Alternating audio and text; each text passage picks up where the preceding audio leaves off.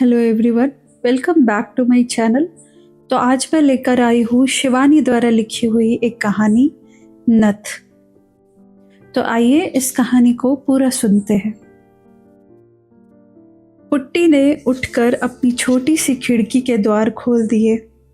धुएं से काली दीवारों पर सूरज की किरणों का जाल बिछ गया।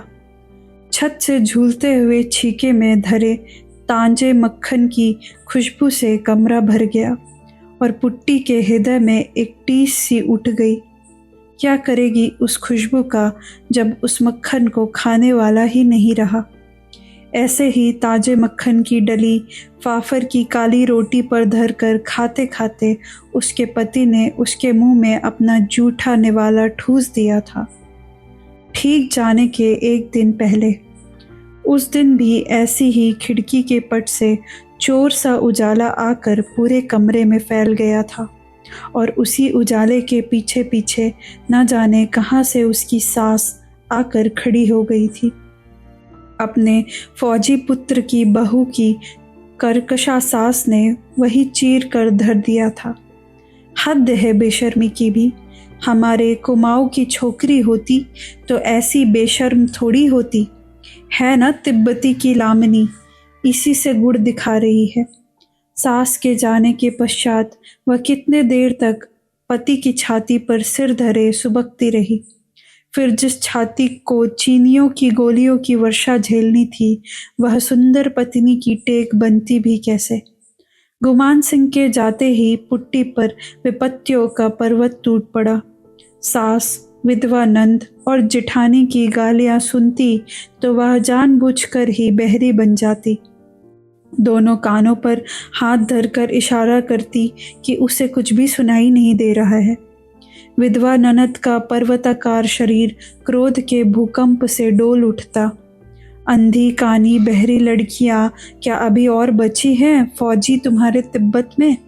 अभी हमारे एक और भाई है, उसे भी ले लो, वह व्यंग भरे स्वर में चीख कर कहती। अपने दोनों कानों पर हाथ धरकर अपनी भोली सूरत को और भी भोली बनाकर पुट्टी सदैव अभिनय के मुद्रा में कहती, क्या करूं, न जाने क्या हो गया है इन कानों में। हरदम साए साए की आवाज आती है। एकदम बज्जर गिर गया है निगोड़े कानों में। इतना घमंड था ना अपने रूप का। तिब्बत के जादू से हमारे भैया को पेड़ बनाकर रख दिया। इसी से भगवान ने सजा दी। भगवान करे तुम्हारे कानों में ही नहीं पूरे शरीर पर बज्जर गिर जाए। कुलक्षणी न होती तो क्या गुमान को लद्दाख जाना पड़ता। पुट्टी अपनी हिरनी की सी तरल दृष्टि से उसे देखकर हंसती रहती, जैसे उसकी पुरुष गर्जना का एक शब्द भी उसके पल्ले ना पड़ा हो। माता, भाई, भौजाई और विधवा बहन से लोहा लेकर ही गुमान उसे ब्याह लाया था। अपनी माँ के साथ वह गांव गांव में फेरी लगाकर बिसाती का छोटा मोटा सामान बेचा करती थी। स्वास्थ्य से दमकते लाल चेहरे पर उसकी तीखी नाक और बड़ी बड़ी आंखें लामा कन्याओं की भांति चपटी और छोटी नहीं थी। कानों में गंदे पीले सूत में गूथे फिरोजा और मूंगे झूलते थे। कंधे से टखने तक झूलते उसके तिब्बती लबादे की ढीली ढाली बाहों में वह एकदम ही बच्ची लगती। गुमान ने भी उसे एक दिन बिना केचुली के देख लिया। ग्राम के चौराहे पर उसकी माँ ने अपनी गंदी चादर फैलाकर दुकान खोल दी थी। जम्बू, गंधेड़ी आदि मसाले की जड़ी बूटियों के बीच वह स्वयं टांग पसार कर धूप सेक रही थी और एक टीले पर बैठी उसकी सुंदर पुत्री अपने लबादे की बाहों से जुए बिन बिन कर मार रही थी। गुमान सिंह छुट्टियों में घर आया हुआ था। सुबह उठकर वह घूमने निकला और माँ बेटी की हाट के सामने ठिठक कर खड़ा हो गया। पुट्टी अपनी सुडैल बाहों को अपने लबादे की मुर्दा बाहों से टटोल टटोल कर जुए निकाल रही थी। गुमान को देखा तो लजाकर उसने हाथ खींच लिए। उसके गालों की उठी मंगोल हड्डियों के बीच गुलाबी रस का सागर छलक उठा। चौड़े माथों पर गोंद की तरह चिपकाई काले केशों की पट्टी से कुछ केश निकलकर हवा में फरफरा रहे थे। जीन कुर्ते के बटनों की पूर्ति एक बड़ी सी सेफ्टी पिन से लगाकर की गई थी। पर किसी वेगवती नदी के दो पाटों पर बांधा गया रस्सी का पहाड़ी पुल जैसे साधारण सी हवा में कांप कांप उठता है, उसी भांति सेफ्टी पिन रह रहकर कांप रही थी। गुमान अकारण ही चीजों को गोल मोल करने लगा। कभी मैदी चादर पर सजे छोटे आईनों में अपना मूंछ संवारता, कभी नीले फिरोजा की अंगूठी पहनता और कभी उठाकर तिब्बती घंटियों ही टुनटुनाने लगता। क्यों बेकार में गड़बड़ करता है? पुट्टी की माँ ने अपनी टूटी फूटी हिंदी में उसे झिड़क दिया। लेना है तो लो, नहीं तो जाओ। उसकी युवा पुत्री के आते ही ग्राम के मंचलों की भीड़ जम जाना नित्य का नियम था। पर वह बड़ी खूंखार और रूखी औरत थी। जौ की शराब और भेड़ बकरे के कच्चे गोश्त ने उसका रक्तचाप शायद और भी बढ़ा दिया था। असली और नकली ग्राहक को वह चट से बिन कर फेंक देती थी, पर गुमान सिंह को दोबारा झड़कने का साहस उसमें भी नहीं था। उस गोरे तरुण की निर्भीक दृष्टि में कुछ अजीब मोहिनी थी। फिर वह फौजी जवान था, ऐसा फौजी जो 1-2 दिन में ही निर्मम चीनी लुटेरों को भगाने लाम पर जा रहा था। पुट्टी की माँ का मन अकारण ही ममता से भर गया। चीनियों को वह कभी क्षमा नहीं कर पाई थी। उसके इकलौते 12 वर्ष के पुत्र को उन्होंने चीन के किसी स्कूल में पढ़ने भेज दिया था। उसके दमे के रोगी पति को सड़क की बेगार में जोत जोत कर मार डाला था। उसके हाथी से विराट याक को काट काट कर हत्यारों ने अपनी फौजी टुकड़ी को खिला दिया था, और वह एक दिन भी चूकती तो उसकी पुट्टी को भी उड़ा ले जाते। रात ही रात वह मनोपद्मी हुम जपती पुत्री को खींचती गिरती पड़ती तिब्बत की इस सीमा को पार कर गई थी। उन्हीं चीनियों को मार भगाने गुमान जा रहा था। इसी से वह उसकी श्रद्धा का पात्र बन गया था। वह नित्य ही उस सराय में पहुंच जाता जहां पुट्टी अपनी माँ के साथ रहती थी। पुट्टी उसके लिए मक्खन नमक वाली गरम तिब्बती चाय और पश्म सहित भुने गए भेड़ की रान के बड़े बड़े टुकड़े तैयार करके लाती।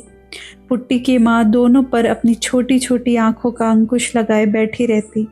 फिर भी न जाने कब पुट्टी के मंगोल कटाक्षों की अर्गला गुमान के हृदय कपाट पर स्वयं ही लग गई। जाने के 3 दिन पूर्व गुमान ने पुट्टी की माँ के सम्मुख उसकी पुत्री से विवाह का प्रस्ताव रखा तो वह बड़े सोच में पड़ गया। कमाइयों के बीच खाली दाल भात खाकर उसकी तिब्बती कैसे जिएगी? बिना जौ के शराब के उसके गले के नीचे रोटी का टुकड़ा नहीं उतरता।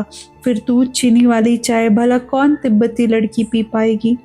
फिर वह गुमान की माँ और विधवा बहन को देख चुकी थी। उस क्रूर बुढ़िया के शासन में उसकी पुट्टी घुल घुल रह जाएगी। नहीं, दृढ़ स्वर में अपना निश्चय प्रकट करने को उसने अपनी गर्दन ऊंची की तो देखा गुमान और पुट्टी दोनों दीन याचक की दृष्टि से उसे देख रहे थे। दूसरे ही क्षण पुट्टी की माँ को ग्राम के मंचलों का ध्यान आया, जो भूखे व्याघ्र की भांति पुट्टी को किसी भी क्षण निगलने जाने को तत्पर थे। उसने अपनी सहमति दे दी, पर अभी गुमान को अपनी माँ, बहन और बिरादरी से मोर्चा लेना था। माँ ने पहाड़ से कूद जाने की धमकी दी। बहन ने कहा वह फांसी लगा लेगी, पर तिब्बत की सुंदरी कन्या को लाकर जब गुमान 5 पंचों के सामने सीना तान कर खड़ा हो गया तो पंच भी समझ गए। पुट्टी के सात्विक सौंदर्य ने धर्म जाति रूढ़ियों की उलझी घाटे क्षण भर में सुलझा कर रख दी। दूसरे ग्राम से पंडित बुलाकर गुमान के युवा मित्रों ने फेरे फिरा दिए और कुछ याकूत, फिरोजे, चांदी की 3-4 दत्तखुदनियाँ और 4 बकरियों के दहेज के साथ जोर जोर से रोकर पुट्टी की माँ ने उसे सराय से ससुराल के लिए विदा किया। न जाने कितनी गालियों से सास ने उसका वरण किया। जेठानी और ननद उसके विचित्र लबादे का मजाक बनाती जोर जोर से हंस रही थी, किंतु उस बदसूरत लबादे के भीतर जगमगाते रत्न को एक ही व्यक्ति ने पहचाना, और वह था गुमान। वह जितना ही अपनी भोली विचित्र पत्नी को देखता उतना ही उसके सुंदर सौंदर्य में डूबता चला जाता। पुट्टी बहुत कम बोलती और बोलने और हंसने में उसके गालों की ऊंची हड्डियां कुछ और भी ऊंची उठ जाती थी। गुमान का कमरा बेहद छोटा और अंधेरा था। एक कोने में ताजे खोदे गए मिट्टी से सने आलूओं का ढेर था और दूसरी ओर 2 टूटे हल दीवार से टिके थे, जिन पर उसकी खाकी वर्दियां टंगी थी। काली दीवार पर एक बड़ा सा आईना टका था, जिसे गुमान मद्रास से खरीद कर लाया था। उसी आईने में युगल प्रेमियों ने एक साथ अपना चेहरा देखा तो दिन भर की कड़वाहट धुल गई। रात को अपनी नवेली पत्नी के लिए गुमान कमरे में ही खाना ले आया तो वह कट कर रह गई। बार बार उसने गर्दन हिलाकर कमरे में खाने की व्यवस्था पर असंतोष प्रकट किया। टूटी फूटी पहाड़ी में अपनी लज्जा व्यक्त करने की चेष्टा की, किंतु वह जिधर गर्दन फेरती वहीं उसका सजेला पति उसके मुंह में निवाला ठूस देता। पुट्टी अपनी ढीली ढाली बाहों में मुंह टाकने की चेष्टा कर अपनी तिब्बती भाषा में न जाने क्या बुदबुदाती और गुमान उसकी विचित्र बड़बड़ाहट को दोहराता और वह खिलखिला उठती। गुमान होठों पर अंगली रखकर उसे इशारे से समझाता, श धीरे हंसो, बगल वाले कमरे में अम्मा लेटी हैं। पुट्टी उसके गूंगे आदेश को चट से समझ लेती। दोनों नंदवंदन के उन शीतल वृक्षों की सर्वांगिक छाया में थे जहाँ भाषा का कोई बंधन नहीं रहता। वहाँ केवल एक ही भाषा थी और वह है हृदय की। दूसरे दिन वह सास के पीछे पीछे छाया सी घूमती रही, पर वह एक शब्द नहीं बोली। ननद के साथ वह बर्तन मलवाने बैठी तो ननद ने उसकी ओर देखकर पच्च से थूक दिया। पुट्टी की आंखों में आंसू छलक आए। अभी तो उसका पति यही है, उसके जाने पर उसकी कैसी दुर्गति होगी। दूसरे दिन उसकी माँ उससे मिलने आई। पुत्री के कुमलाहे चेहरे को देखकर उसका जी भर आया। अपनी भाषा में फुसफुसाकर उसने पुट्टी के हृदय का भेद लेने की चेष्टा की, पर पुट्टी सिर झुकाए खड़ी रही, कुछ नहीं बोली। उसके पीछे खड़ी उसकी सास और ननद आग्नेय दृष्टि से उसकी माँ को देख रही थी। किसी ने उससे बैठने को भी नहीं कहा। तब गुमान अपने मित्रों की टोली के साथ शिकार खेलने गया था। लौटने पर अपनी माँ के अपमान की बात पुट्टी ने अपने ही तक सीमित रखी। इसी बीच गुमान सिंह के जाने का दिन आ गया। जाने से कुछ घंटे पहले उसने अपने खाकी कुर्ते में लपेटा एक रहस्यमय उपहार पुट्टी को थमा दिया।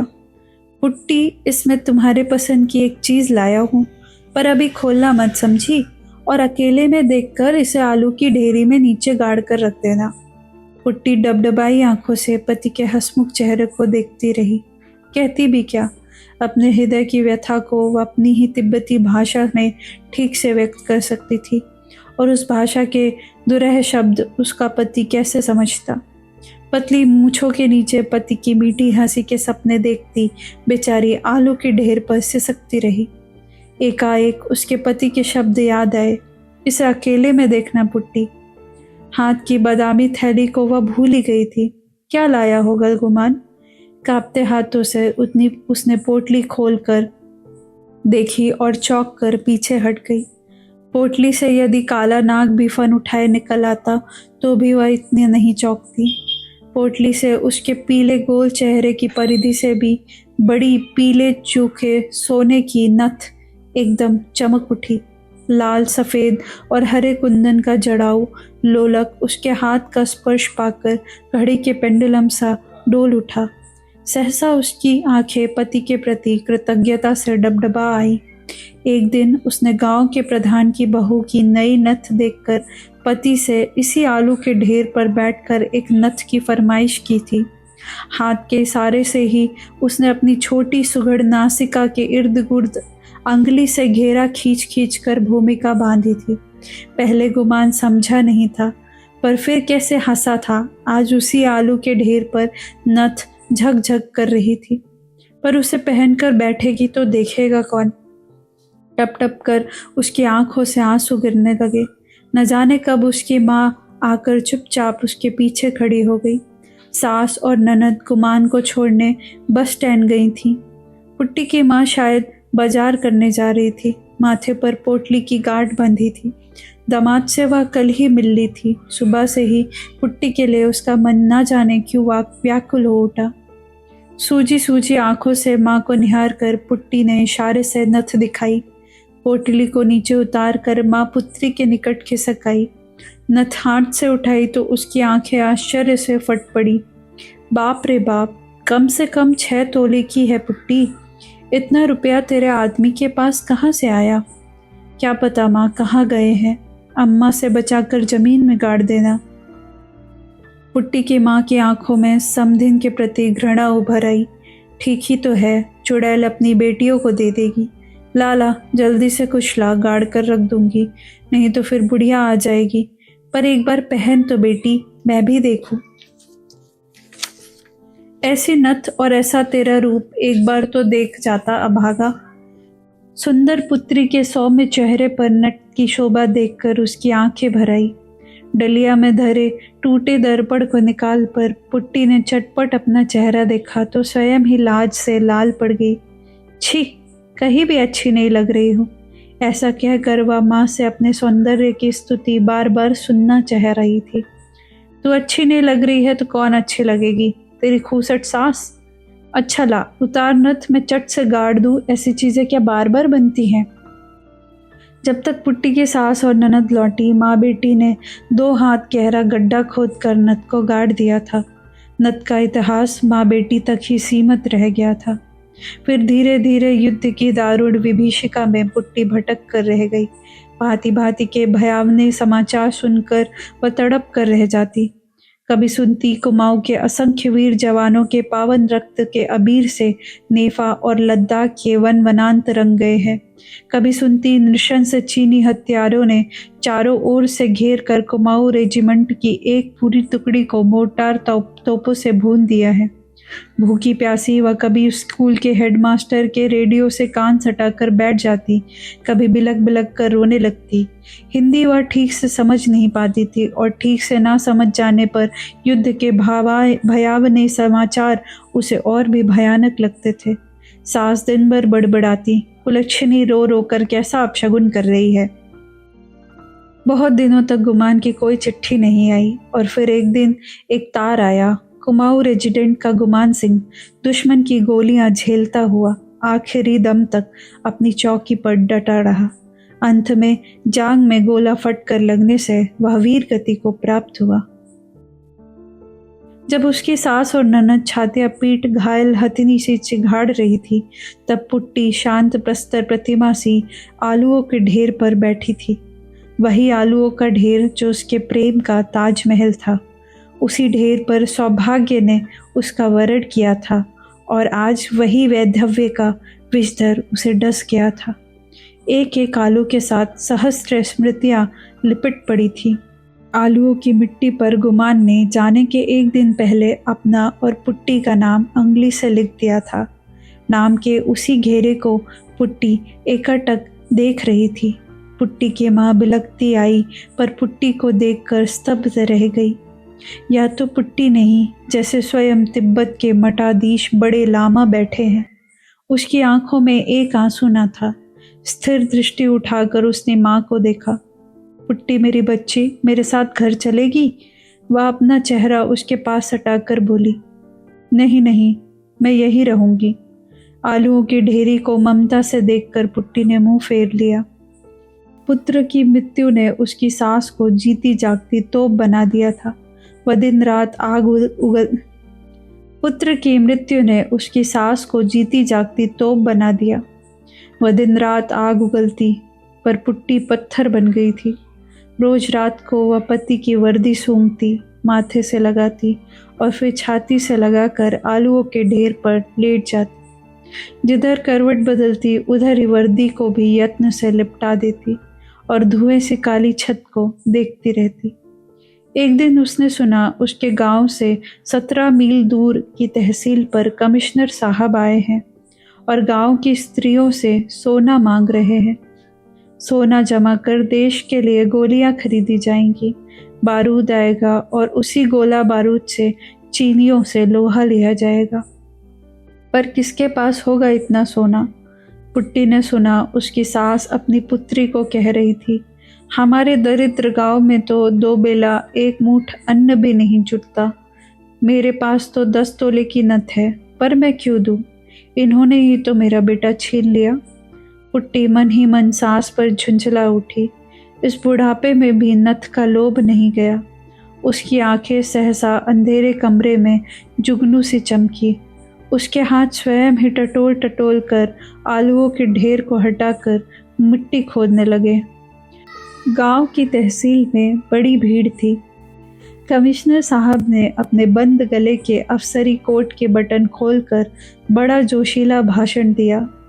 उसमें उन्होंने यह भी उल्लेख किया कि किस प्रकार उनकी पत्नी ने अपने गले की चेन खोलकर स्वेच्छा से रक्षा कोष की झोली में डाल दी थी। सभा में एक अजीब सी स्तब्धता थी। तभी भीड़ को चीर कर एक तिब्बती किशोरी बढ़ गई। उसके फटे लबादे की बाहों से उसकी बताशे सी सफ़ेद कोहिनियाँ निकल आई थी। तेजी से चलने के कारण वह अभी भी हाँफ रही थी। ललाट पर पसीने की बूंदें उसके चंपाई रंग को और भी मनोहरी बना रही थी। जल्दी से हाथ की खाकी पोटली को कमिश्नर की थैली में डालकर वह भीड़ में खो गई। ना उसे अपनी उदारता की घोषणा करने का अवकाश था और ना कोई कामना। कमिश्नर की पत्नी की पतली आधी तोले की चेन ना जाने उस नथ की कुंडली के नीचे आ जाने से कहाँ खो गई। बातों के धनी कमिश्नर की 70 मूंछों को पुट्टी के आकस्मिक आगमन ने सहसा खींच कर नीचा कर दिया। अपनी पत्नी के सामान्य दान की ऊंची घोषणा का खोखलापन उन्हें स्वयं धिक्कार उठा। क्या वह पतली चेन उनकी पत्नी का एकमात्र आभूषण था? उनका 100 तोला सोना तो स्टेट बैंक के लॉकर से लाकर स्वयं उनकी माँ ने कहीं गाड़ दिया था। युद्ध के दिनों में भला बैंक में सोना कौन धरेगा बेटा, माँ ने कहा था। कांपते कंठ से उन्होंने भीड़ को सूचित कर दिया, एक अज्ञात महिला अभी अभी यह नथ दे गई है। भीड़ में वह जहाँ कहाँ भी हो आकर इसकी रसीद ले जाए। हाथ में पकड़कर उन्होंने नथ उतार कर भीड़ को दिखाई। तिलमिलाते रौद्र की प्रखर किरणों में नथ झकझक कर उठी। भीड़ से कोई भी महिला उठकर रसीद लेने नहीं आई। केवल नथ ही चमक चमक कर पुट्टी के सात्विक दान की रसीद अपने सुनहरे अक्षरों में स्वयं लिख गई। तो ये कहानी थी शिवानी द्वारा लिखी गई नथ। अगर आपको ये कहानी पसंद आई हो तो इस वीडियो को लाइक करिएगा और ऐसी ही और कहानियों के लिए हमारे चैनल को सब्सक्राइब करिएगा। धन्यवाद। शुभ रात्रि।